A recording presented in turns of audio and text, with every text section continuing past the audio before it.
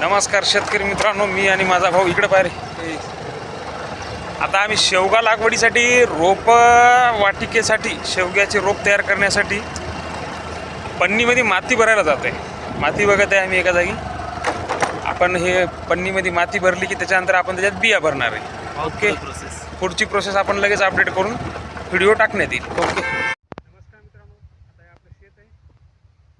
आपण शेतामध्ये आता शेवग्याची लागवड करणार आहोत. शेवग्याच्या लागवडीसाठी आता आपण माती भरून घेत आहेत प्लास्टिकच्या पन्न्यामध्ये.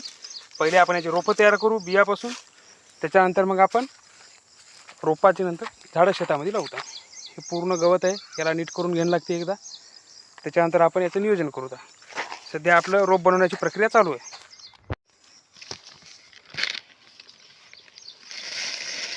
आता आपण वरची माती घेत आहे शेतामधली, वरचा थर मातीचा. हे संदीप इथं माती भरत आहे बॅगमध्ये. त्यानंतर आपण शेवगा लागवड करणार आहोत.